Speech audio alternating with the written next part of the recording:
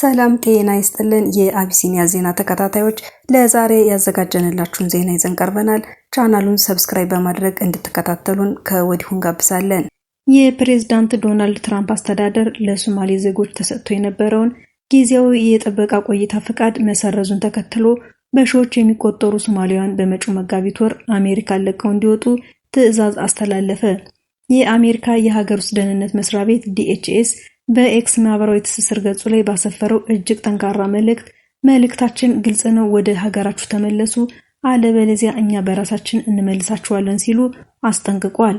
የሀገር ውስጥ ደህንነት ጸሐፊ ክሪስቲን ኖን በሰጡት መግለጫ በሶማሊያ ያለው ሁኔታ መሻሻል በማሳየቱ ሀገሪቱ ለቲፒኤስ መስፈርት ብቁ አይደለችም ብለዋል። ጊዜያዊ ማለት ጊዜያዊ ነው፣ በሶማሊያ ያለው የሀገር ውስጥ ሁኔታ ተሻሽሏል ያሉት ጸሐፊዋ ሶማሊያውያን በጊዜያዊነት አሜሪካ ውስጥ እንዲቆዩ መፍቀድ ከብሔራዊ ጥቅማችን ጋር የሚቃረን ነው፣ እኛ ለአሜሪካውያን ቅድሚያ እንሰጣለን ሲሉ ተናግረዋል።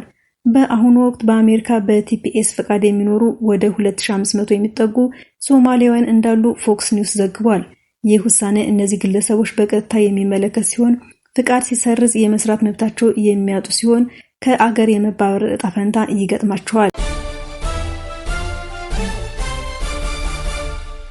ከሶስት የጦርነት ዓመታት በኋላ የሱዳን መንግስት ወደ ካርቱም መመለሱን አስታወቀ።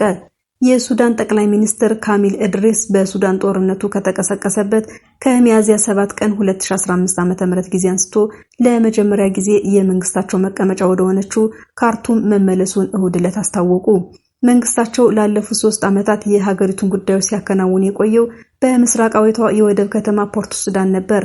ጠቅላይ ሚኒስትሩ በሰሜን ካርቱም ባህሪ በተባለው ስፍራ ለተሰበሰቡ ህዝብ ባደረጉት ንግግር መንግስት ወደ ሀገሪቱ ዋና ከተማ ተመልሷል ብለዋል። በተጨማሪም በጤናና በትምህርት ዘርፎች ላይ ትኩረት በማድረግ መሰረታዊ አገልግሎቶችን ለማሻሻል፣ ሆስፒታሎችን እንደገና ለመገንባት እንዲሁም የካርቱም ዩኒቨርሲቲን ጨምሮ ትምህርት ቤቶችን ለማደስ ቃል ገብተዋል። ጠቅላይ ሚኒስትሩ የጎርጎሮያን 2026 በሱዳን የሰላም ዓመት እንደሚሆን ጠቁመው ለዳግም ግንባታና ለልማት የታቀዱ እቅዶችን የዋጋ ግሽበትን በመቀነስና የሱዳን ፓውንድ ምንዛሬ ተመን በማረጋጋት ኢኮኖሚውን ለማሻሻል የተያዙ ጥረቶችን ይፋ አድርገዋል። የመንግስታቸው መመለስ በዋና ከተማው አስተዳዳራዊ ስራዎችንና የመንግስት አገልግሎቶችን መልሶ ለማቋቋም የሚደረገው ጥረት አካል ነው ብለዋል። ይህም በቅርብ ወራት ውስጥ የመንግስት ተቋማትን ቀስ በቀስ ወደ ስራ ለመመለስ ከወጡ እቅዶችና በአንዳንድ አካባቢዎች ካለው የጸጥታ ሁኔታ መሻሻል ጋር የተያያዘ መሆኑን ጠቁመዋል። ካርቱም በመንግስት ተቋማት በመሰረተ ልማትና በመሰረታዊ አገልግሎቶች ላይ ከፍተኛ ጉዳት ያስከተሉ ብርቱ ውጊያዎችን አስተናግዳለች። በሱዳን ጦር SAF እና በሱዳን ፈጥኖ ደራሽ ኃይል RSF መካከል በካርቱም ውጊያ ከተቀሰቀሰ ከጥቂት ቀናት በኋላ የሱዳን መንግስት በአውሮፓውያኑ ሚያዝያ 2023 መጨረሻ ላይ ወደ ፖርት ሱዳን ተዛውሮ ነበር።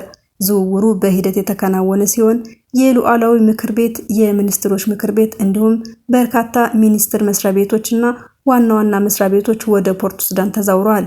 በዚህም ፖርት ሱዳን በካርቱም በነበረው የጸጥታ ሁኔታ ምክንያት በወቅቱ የአገሪቱ ጉዳዮች የሚመሩባት ማዕከል ሆና ቆይታለች። የኤርትራው ፕሬዝዳንት ኢሳያስ አፈወርቂ ከአገራቸው ብሔራዊ ቴሌቪዥን ጣቢያ ጋር ባደረጉት ቆይታ የብልጽግና የቀይ ባህር ፍላጎት በኢትዮጵያ ሕዝብ ላይ የታወጀ ጦርነት ነው አሉ።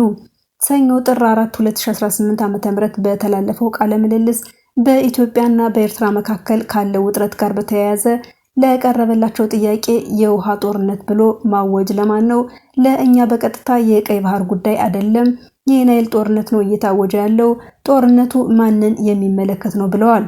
ኢትዮጵያ ቀይ ባህርን ለማግኘት የምታደርገው ዲፕሎማሲያዊና እንዲሁም የፕሮፓጋንዳ እንቅስቃሴ ለማዳመቅ የቀረበ ነው ሲሉም ከሰዋል። ፕሬዝዳንቱ ለጉዳዩ ዕውቅና መስጠትም አይገባም ሲሉ አጣጥለዋል። ብልጽግና መጀመሪያ ላይ ጦርነት የከፈተው በኢትዮጵያ ህዝቦች ላይ ነው። ከፕሪቶሪያ ስምምነት በኋላ በአማራ ክልል ፋኖን ለማጥፋት ጦርነት ታውጇል። በትግራይ፣ በአፋር፣ በኦሮሚያና በሶማሊያ ጦርነት ታውጇል ብለዋል። አክለውም ይህ ጨዋታ የብልጽግና አጀንዳ አይደለም፣ አጀንዳው የሌሎች ነው፣ ገንዘብ እየሰጡ እየደገፉ ያሉት ሌሎች ናቸው ሲሉ ተናግረዋል። ፕሬዝዳንቱ በሰጡት ቃለ ምልልስ እንዲህ ወዳለው ቀውስ የሚገፋፋ ሰነፍ፣ የከሰረ፣ ፈሪና ስግብግብ ነው በማለትም ገልጸዋል። ኢሳያስ ለጦርነት ዝግጅት ወደ ኢትዮጵያ ሰው አልባ አውሮፕላን እና ድሮኖች፣ ሌሎችም የጦር መሳሪያዎች እየገቡ እንደሆነም ጠቅሰዋል። ማን ነው ድሮኖቹን እያመጣ ያለው? ከውጭ እነዚህን ሁሉ መሳሪያዎች እየገዛ ያለው ማን ነው? ይህንን ሁሉ ሴራ በገንዘብ እየደገፈ ያለው ማን ነው? ገንዘቡ ከየት ነው እየመጣ ያለው? ሲሉም ፕሬዝዳንቱ ተናግረዋል። ቃለ ምልልሱን ላደረጉላቸው ጋዜጠኞችም ጊዜያችሁን አታባክኑ፣ እንዲህ ያለ ነገር በሚዲያችን መጠቀስ የለበትም ብለዋል። ፕሬዝዳንቱ አክለውም ጦርነት ከተከፈተብን ግን ማንንም መብታችንን እንዲያስጠብቅ አንጠይቅም፣ ወደ ውሸት ጠረጴዛቸው መጋበዝ የለብንም ብለዋል። በኢትዮጵያና በኤርትራ መካከል ያለው ግንኙነት ከጊዜ ወደ ጊዜ እየሻከረ ከመምጣቱን ባሻገር የጦርነት ስጋት ሲስተጋባ ቆይቷል። በተለይ ከፕሪቶሪያ ስምምነት ወዲህ የጠለሸው የሁለቱ አገራት ግንኙነት ከኢትዮጵያ የባህር በር ጥያቄ ጋር በተያያዘ ውጥረት ሰፍኖበታል። የኤርትራው ፕሬዝዳንት ኢሳያስ ከብሔራዊ ቴሌቪዥን ጣቢያ ጋር በሚያደርጉት ቃለ ምልልስ እንዲሁም የማስታወቂያ ሚኒስትራቸው የማነ ገብረ መስቀል በማህበራዊ ሚዲያ በሚያወጣቸው ጽሑፎች ገዢው ፓርቲ ብልጽግናን ሲሸነቁጡ የመጀመሪያቸው አይደለም። ፕሬዝዳንት ኢሳያስ ከጠቅላይ ሚኒስትር አብይ አህመድ ጋር ሆድና ጀርባ መሆናቸውን ተከትሎ ፕሬዝዳንት ኢሳያስ በዋነኝነት ከግብጽና ከሳውዲ አረቢያ ጋር ያላቸውን ትስስር አጠናክረዋል። ከግብጽና ከሳውዲ አረቢያ ጋር ኤርትራ ስላላት ግንኙነት በሰጡት ማብራሪያ በኤርትራና ሳውዲ አረቢያ መካከል የተፈረመው የሁለትዮሽ ስምምነት በጋራ መግባባት ላይ የተመሰረተ ነው ብለዋል።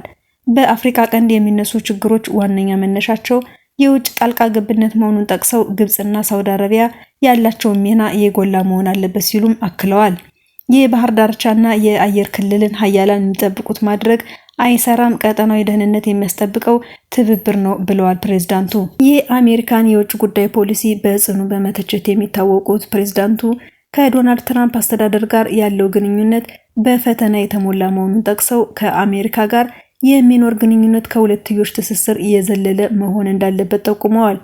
ለአሜሪካ መልእክታችን ማጋራት አለብን። ይህም የሁለትዮሽ ጉዳያችን ብቻ የተመለከተ መሆን የለበትም። ስለ ቀጠናዊ ጉዳዮች፣ ስለ ኢትዮጵያ፣ ሶማሊያና ሱዳን መነጋገር አለብን ብለዋል። ቅድሚያ መስጠት ያለብን ለእኛ ጉዳይ ነው ሲሉም አክለዋል። ስለ ሱዳን የእርስ በርስ ጦርነት አስተያየታቸውን የሰጡት ፕሬዝዳንት ኢሳያስ ሱዳንን መቆጣጠር ከተቻለ ግብጽ፣ ቻድ፣ ማዕከላዊ አፍሪካ ሪፐብሊክ፣ ደቡብ ሱዳን፣ ኢትዮጵያ፣ ኤርትራ እንዲሁም ቀይ ባህር ላይ ጫና ለማሳደር የተባበሩት አረብ ኤሚሬቶች የውክልና ጦርነት ነው በማለት ተናግረዋል። የሱዳን ጦር ሊመሰገንና ሊደገፍ ይገባል ሲሉም እንደ ደቡብ ሱዳን ያለ ዕጣ ፈንታ ሱዳን እንዳይገጥማት መጠንቀቅ እንደሚያስፈልግ ገልጸዋል። ግብጽ የሱዳን የእርስ በርስ ጦርነት ለማስቆም የጀመረችው የጎረቤት ሀገር ውይይት ጥሩ ጅማሮ ቢሆንም ድንገት መቋረጡን ጠቅሰዋል። የሱዳን ጦር ሊደገፍ ይገባል፣ ተገዳዳሪዎቹ ላደረሱት ሞትና ቀውስ ተጠያቂ መሆን አለባቸው። የሱዳን ሰላምና መረጋጋት እንዲሁም እድገት መረጋገጥ የሁላችን ፍላጎት ነው። ለሱዳናውያን ብለን ብቻ ሳይሆን ለህሊናችን ስንል የምናደርገው ነው በማለት አክለዋል። ከኢትዮጵያ ጋር መካሰሳቸውን የቀጠሉት ፕሬዝዳንት ኢሳያስ በዙሪያቸው ካሉ አገራት ጋር ያላቸውን ግንኙነት አጠናክረዋል። በሁለት ወራት ውስጥ ወደ ግብጽ፣ ሱዳንና ሳውዲ አረቢያ መጓዛቸውም አይዘነጋም። በተለይ ጠቅላይ ሚኒስትር አብይ የኢትዮጵያን የባህር በር የማግኘት ጥያቄ አጥብቀው ማንሳታቸው በኤርትራ በኩል ስጋት ከመፍጠሩ ባሻገር በሁለቱ አገራት መካከል ዳግም ጦርነት ሊቀሰቀስ ይችላል የሚል ስጋት ፈጥሯል። በአካባቢያቸው ያላቸውን ተጽዕኖ ለማጠንከር ከተለያዩ አገራትና ወገኖች ጋር በትብብራቸውን እያጠናከሩ ያሉት ሳውዲ አረቢያና የተባበሩት አረብ ኤሚሬቶች ፉክክር ለፕሬዝዳንት ኢሳያስ ጉብኝት ምክንያት ሊሆን እንደሚችል ተንታኞቹ ጠቁመዋል። ፕሬዝዳንት ኢሳያስ ከሱዳን ጦር ኃይሎች አዛዥ ጄኔራል አብደል ፈታህ አልቡርሃን በተደረገ ግብዣም ወደ ሱዳን አቅንተዋል። በጄኔራል ሐምዳን ዳጋሎ ከሚመራው ፈጥኖ ደራሽ ኃይል ጋር እየተፋለሙ ያሉት ጄኔራል አልቡርሃን በታላቅ ህዳሴ ግድብ ምክንያት ከግብጽ ጋር ወግነው ኢትዮጵያን ይቃወማሉ። እየተካሄደ ባለው የእርስ በርስ ጦርነት ውስጥ ፈጥኖ ደራሽ ኃይሉን ትደግፋለች ከምትባለው የተባበሩት አረብ ኤሚሬቶች ጋር ኢትዮጵያ ባላት ወዳጅነት ምክንያት ደስተኛ አይደሉም። ኤርትራ ከኢትዮጵያ ጋር ያላትን ግንኙነት ከተበላሸ በኋላ ፕሬዝዳንት ኢሳያስ በታላቁ ህዳሴ ግድብ ምክንያት ከኢትዮጵያ ጋር የምትወዛገበው ግብጽ ጋር ወዳጅነታቸውን አጠናክረዋል። በተደጋጋሚ ወደ ግብጽ ከማቅናታቸው በተጨማሪ ፕሬዝዳንት አብዱል ፈታህ አልሲሲም ወደ አስመራ ሄደው ሶማሊያን የጨመረ የኢትዮጵያ ተቀናቃይ ትብብር መመስረታቸው ይታወሳል። በደቡብ ምዕራብ ኢትዮጵያ ክልል ሱሪ ወረዳ ጉብኝት ላይ የነበሩ 2 የቱርክ ዜጎችና 1 ኢትዮጵያዊ በታጣቂዎች መገደላቸውን የወረዳ አስተዳደር ገለጸ። የክልሉ መንግስት ጎብኚዎች ላይ ለደረሰው ጥቃት ያልታወቁ አርብቶ አደር ሽፍቶች ያላቸውን አካላት ተጠያቂ አድርገዋል። የቱርክ ዜግነት ላላቸው 2 ጎብኚዎችና አብራቸው ለነበሩ አሽከርካሪ ህልፈት ምክንያት ሆነው ጥቃት የተፈጸመው ሰኞ ጥር 4 2018 ዓ.ም ጠዋት ላይ እንደሆነ የሱሪ ወረዳ ዋና አስተዳዳሪ አቶ ባርዱላ ኤልጲሲ ለቢቢሲ ተናግረዋል። አንድ የአካባቢው አስጎብኚ ለቢቢሲ እንደገለጸው ሁለቱ የቱርክ ዜጎች በምዕራብ ኦሞ ዞን ውስጥ በሚገኘው ሱሪ ወረዳ 2 ቀን መቆየታቸውን ለቢቢሲ ገልጿል። ጥቃቱ የተፈጸመባቸው በአካባቢውን የነበራቸውን ጉብኝት ጨርሰው እየወጡ በነበሩበት ሰዓት እንደሆነም አስረድቷል። ጥቃቱ የተፈጸመው ቱሚ ወደ ተባለችው የማጆ ወረዳ ቀበሌ እየተጓዙ ሳለ ባንክ የተባለ ቀበሌ ላይ እንደሆነ አክሏል። የወረዳው ዋና አስተዳዳሪ አቶ ባርዶላም ጥቃቱ የተፈጸመው ከማጆ ወረዳ ጋር በሚያጎራብት ስፍራ ላይ እንደሆነም ተናግረዋል። እኛ ጋር ቱሪስቶች የሚያርፉባቸው ቦታዎች አሉ። እዚህ ጊዜያቸውን ጨርሰው ወደ ማጅ ለመሄድ መንገድ ላይ ያሉ ነው በእኛና በማጅ መካከል እንደዚህ አይነት ነገር የተፈጠረው ብለዋል። የደቡብ ምዕራብ ኢትዮጵያ ክልል ሰኞ ምሽት ባወጣው መግለጫ 2 የቱርክ ዜግነት ያላቸው የውጭ ሀገር ጎብኚዎችና አንድ ኢትዮጵያዊ ዜግነት ያለው አሽከርካሪ መገደላቸውን አስታውቀዋል። የክልሉ መንግስት ጥቃቱን ያደረሱት ያልታወቁ የአርብቶ አደር ሽፍቶች እንደሆኑ በመግለጫው ላይ ጠቅሷል። የክልሉ መንግስት ይህንን አረመኔያዊ ድርጊት የፈጸሙትን ሽፍቶች ተከታትሎ ለህግ ለማቅረብ የተቀናጀ የጸጥታ ኃይል በማሰማራት ሰፊ የህግ ማስከበር ስራ እያካሄደ ይገኛል ሲልም ጥቃት ፈጻሚዎችን ለመያዝ እንቅስቃሴ ላይ መሆኑን ገልጿል። በጥቃቱ ህይወታቸው ያለፈው የቱርክ ዜጎች አስከሬን ወደ አዲስ አበባ መላኩን የሱሪ ወረዳ ዋና አስተዳዳሪ አቶ ባርዱላ ለቢቢሲ ተናግረዋል። የአማራ ፋኖ ህዝባዊ ድርጅት ምክትል ሊቀመንበር መሆናቸው የተነገረው ኮሎኔል ፈንታው ሙሃባ ከመንግስት ጋር በመስማማት የሰላም አማራጭን መቀበላቸው የአገር ውስጥ መገናኛ ብዙሃን ዘገቡ። የአማራ ፋኖ ህዝባዊ ድርጅት አፍሐድ የተባለው ክንፍ ምክትል ሊቀመንበር መሆናቸው የተነገረው ኮሎኔል ፈንታው ቡድኑ ቀደም ሲል ከአማራ ክልል መንግስት ጋር የደረሰውን ስምምነት በመቀበል ወደ ሰላማዊ እንቅስቃሴ መመለሳቸው ተገለጸ። በአማራ ክልል ከሚንቀሳቀሱ ታጣቂ የፋኖ ቡድኖች አንዱ የሆነው የአማራ ፋኖ ህዝባዊ ድርጅት አፍህድ ባለፈው ህዳር ወር መጨረሻ ላይ ከክልሉ መንግስት ጋር የዘላቂ ሰላም ስምምነት መፈራረሙ ይታወሳል።